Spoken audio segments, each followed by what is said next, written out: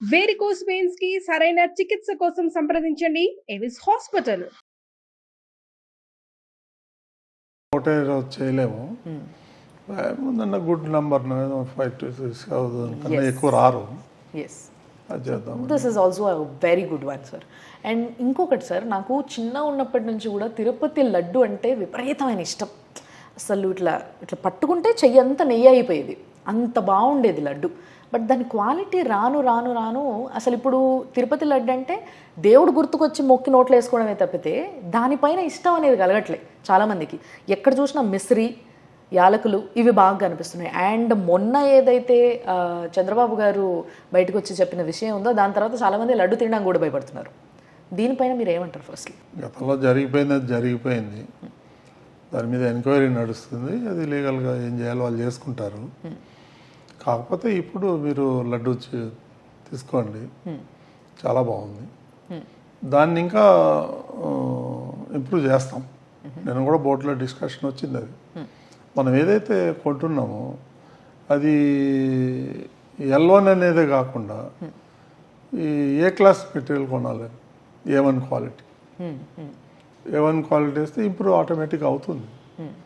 So మొన్న నేను పవన్ కళ్యాణ్ గారు కలిసినప్పుడు ఈ లడ్డు తీసుకొని ఇచ్చిన, ఆయన ఇటు తీసుకోగానే ఆయన మంచి స్మెల్ వచ్చింది.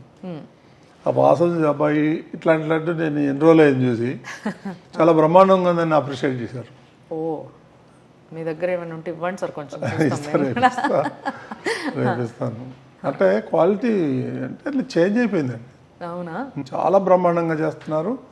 ఇప్పుడు అట్లాగే అన్నప్రసాదాలు ఏదైతే భోజన కార్యక్రమం ఉందో అది కూడా క్వాలిటీ పెంచేస్తున్నారు. నిన్న బోర్డులో కూడా తీసుకుని ఇంకొక ఫర్దర్ ఇంకో 1 more ఐటెం కూడా పెట్టాలని, ఏదైనా హాట్ వడ కానీ బజ్జీ కానీ ఇలాంటిది ఏదన్నా ఒకటి ఇంక్రీజ్ చేద్దాం అనుకుంటున్నాం. దీంట్లో సార్ ఇప్పుడు వరకు మీరు ఏదైతే దేనిపైన అయితే డిస్కస్ చేసినారో వీటి గురించి కాకుండా ఇంకొక విషయం నాకు అవుట్ ఆఫ్ ద సిలబస్ అడగాలనుంది. నేను కొంతమంది NRIsని కలిసిన, వీళ్ళు కూడా వచ్చిన తర్వాత పోయిన ప్రభుత్వంలో చాలా ఇబ్బంది పడ్డారు దర్శనం కోసం. వీళ్ళు ఏంటంటే we are ready to pay so much, and ఏవైతే శ్రీవాణి ట్రస్ట్ ఉందో ఆ టికెట్లు తీసుకోవడానికి కూడా వాళ్ళు రెడీగా ఉన్నారు.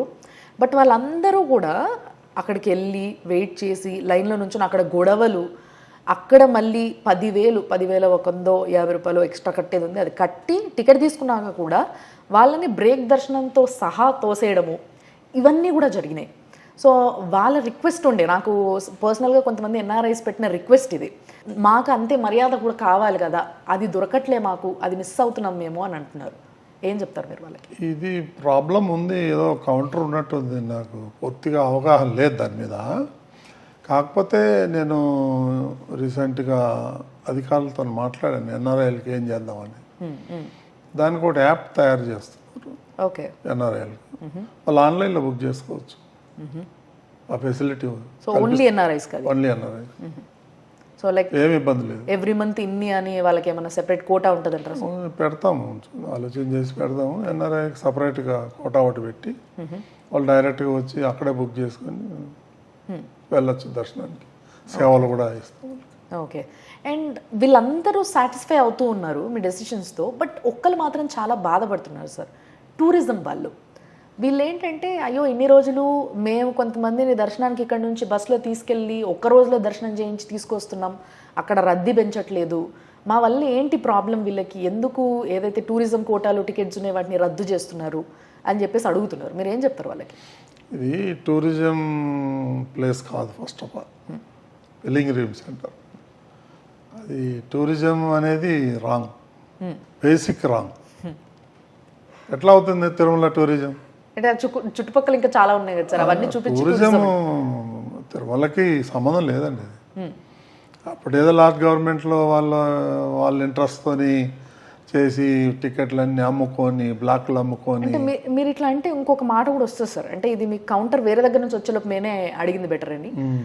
ఏమని అని అంటే మీరు ఎప్పుడైతే ఆంధ్రప్రదేశ్ టూరిజం అని ఏదైనా ఒక యాడ్ తయారు చేసినప్పుడు అందులో TTD ఇన్వాల్వ్ చేయరా అయితే అని అడుగుతారు. అప్పుడు అది మాకు సంబంధం లేదు. మాకు ఇక్కడ కోటా ఉంది 4,000 టికెట్లు పర్ డే. అంత బ్లాక్లో మ్యాక్సిమం బ్లాక్లు అమ్మేసుకుంటున్నారు. I have a record. మేము స్టింగ్ ఆపరేషన్ చేసాం, ఈ టూరిజం వాళ్ళ మీద 300 రూపాయల టికెట్లు 3,300కి అమ్ముతున్నారు. 500 రూపాయల టికెట్ 5,000కి అమ్ముతున్నారు. నేను రికార్డ్ అబద్ధాలు మాట్లాడద్దు కానీ నేను కూడా ఒప్పుకుంటున్నా ఈ విషయాన్ని. నేను కూడా పర్సనల్ గా ఎక్స్పీరియన్స్ చేసిన. నేను ఒట్టిగా మాట్లాడలేదు, ఒట్టిగా డిసిషన్ తీసుకోలేదు. మేము స్టింగ్ ఆపరేషన్ చేసాం, చేసి దాన్ని విజిలెన్స్ వాళ్ళకి ఇచ్చాం, టిటిడి విజిలెన్స్ వాళ్ళకి. ఉందా సార్ ఏదైనా ప్రూఫ్ మీ దగ్గర? ఉందండి. 300 రూపాయల టికెట్లు 3,300కు కొన్న రిసిప్ట్ ఉంది మన దగ్గర. ఓ గాడ్, అట్లయితే ఇంకేముంది, కొంచెం కొంచెం డబ్బులు ఉంటే అట్లీస్ట్ ట్రస్ట్ కన్నా వెళ్తాయి కదా అని ట్రస్ట్ టికెటే కొనుక్కుంటారు. టికెటే కొనుక్కుంటారు కదా. బట్ ట్రస్ట్ విషయంలో కూడా ఇంకొక విషయం మాట్లాడాలి సార్. ఏవైతే ట్రస్ట్కి వచ్చే డబ్బులు ఉన్నాయో వాటన్నిటినీ కూడా వేరే దారులు పట్టిస్తున్నారు, అవేవో ప్రైవేట్ అకౌంట్స్లో పడుతున్నాయి అని చెప్పి కొన్ని వార్తలు వినిపిస్తున్నాయి. దాని మీద ఎంక్వైరీ నడుస్తుందండి, vigilance enquiry state government conduct చేస్తుంది. దాని జోలికి పోకుండా మనం, అందుకనే శ్రీవాణి ట్రస్ట్ మీద కొన్ని ఆరోపణలు ఉన్నాయి. మెయిన్ అకౌంట్ కాకుండా ఎందుకు, సపరేట్ ట్రస్ట్ ఎందుకు, అది ఇదేం చాలా అనుమానాలు. ఇదేదో మిస్యూజ్ అవుతుంది, అయింది లేని తెలియదు ఎవరికి. మెయిన్ అకౌంట్లోనే తీసుకుందాం మనం 10,500.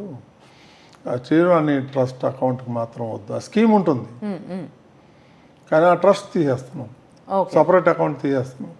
అది మెయిన్ అకౌంట్ మెయిన్ ట్రస్ట్కి వెళ్ళిపోతుంది. నేను ఇచ్చే 10,000 దేవుడికి పోతుందా లేకపోతే ఇంకేమైనా మిస్యూజ్ అవుతుందని అనుమానాలు ఉన్నాయి. అనుమానాలు తీర్చాల్సిన బాధ్యత మన మీద ఉంది. సో అందుకనే నేను బోర్డులో పెట్టి పర్మిషన్ తీసుకొని దాన్ని శ్రీవాణి అనేది ఇది చేసి మెయిన్ అకౌంట్లోనే వేయండి, ఆ అకౌంట్ క్లోజ్ చేద్దాం అనేది తీసుకున్నాం డిసిషన్. సో దట్ పబ్లిక్ కి కొంచెం ట్రాన్స్పరెన్సీ పెరుగుతుంది దానిపైన. So yeah, it's a good decision. Public కి నమ్మకం కలిగేలా దేవుడి మీద, మా మీద వదిలేయండి, దేవుడి మీద నమ్మకం కలగాలంటే ఇలాంటి కొంచెం చిన్న పనులు చేయాలి మనం. మీకు బాగా భక్తి ఎక్కువ కదా సార్. అదే వెంకటేశ్వర స్వామిని మొత్తం ఇక్కడంతా నింపేశారు మీరు. సో వెరీ హ్యాపీ అసలు ఇలాంటి డెసిషన్స్ అన్నీ కూడా నిజంగా. బట్ ఈ భూముల విషయంలో ఏదైతే శారదాపీఠం భూముల లీజ్ విషయము అది రద్దు అన్న దానిపైన కోర్టు కేసు నడుస్తుంది. సో దీని విషయంలో మీరు ఎలాంటి నిర్ణయం తీసుకోబోతున్నారు, ఏం చేయబోతున్నారు? ఆల్రెడీ నిర్ణయం తీసేసుకున్నాము. దాని మీద విజిలెన్స్ కమిటీ వేశారు. ఆయనకి 500-550 గజాలు ఇస్తే 1000 గజాలు కబ్జా చేశాడు. సో కబ్జా చేశాడు అంత 100% డీవియేషన్. పక్కట దీనికి కనీసం 3 అడుగులు కూడా వదల, 3 అంగుళాలు వదిలాడు. ఓ గాడ్, మొత్తం కట్టేసి అన్ని వాయిలేషనే. ఇదైతే మీరు తిరుపతికి ఈ మధ్య ఎల్లుంటే మీకు కనిపిస్తుంది. చాలా ప్లేస్లో గుట్టని అంటే ఆ కొండ ఏదైతే ఉందో ఒకవైపు అంతా దాన్ని స్వాహ మొత్తం అంతా కొట్టేయడము, అక్కడ అన్ని అక్రమ కట్టడాలు కూడా జరుగుతూ ఉన్నాయి. వాటిని ఆపుతున్నారా, ఏమైనా చేస్తున్నారా? అట్లాంటి ఆపుతున్నాం, ఎందుకు ఆపుతున్నాం. అవి కూడా బాగా కమర్షియల్ అయిపోయినాయి. అక్కడ ఉండే వాళ్ళు కూడా కొంతమంది దానివల్ల వేస్టేజ్ ఎక్కువ వస్తుంది అక్కడి నుంచి, వాళ్ళు డిస్పోజ్ చేయరు. మళ్ళీ టీటీనే డిస్పోజ్ చేయాలా. వెనకాల 7 కొండలు కదా, ఇంకొక కొండ ఉంది, 8వ కొండ, చెత్త కొండ. నేను కూడా విజిట్ చేసిన నిన్న మా అధికారులకి బోర్డులోనే చెప్పాము. అది కూడా ఒక పాయింట్. 3-4 నెలలు అది మొత్తం క్లీన్ చేయాలి. ఎన్ని నెలలు సార్, ఎన్ని నెలలకు ఒకసారి క్లీన్ చేస్తారు అదంతా? ఇంతవరకు క్లీన్ చేయాలి 5-6 ఏళ్ళ నుంచి. 5-6 ఏళ్ళ నుంచి? ఓ గాడ్, అందుకే అది కొండలా తయారైందా? 100 అడుగులు 150 అడుగులు ఉంది అది. వామ్మో, దాని వల్ల చాలా వ్యాధులు వస్తాయి కదా సార్? వస్తున్నాయి. సో దట్ అందుకోసమేనా మీరు 4 to 5 months 2 కొండల మధ్యన వెళ్ళి పోసేసారు. ఈ రెయిన్ వాటర్ వస్తుంది కదా 2 కణాలు, అక్కడ సాగ్నేట్ అయ్యి కుళ్ళు వాసన. అది సో దీన్ని 4 to 5 months గ్యాప్ లో మొత్తం అంతా కూడా ఏం చేస్తారో నాకు తెలియదు అన్న.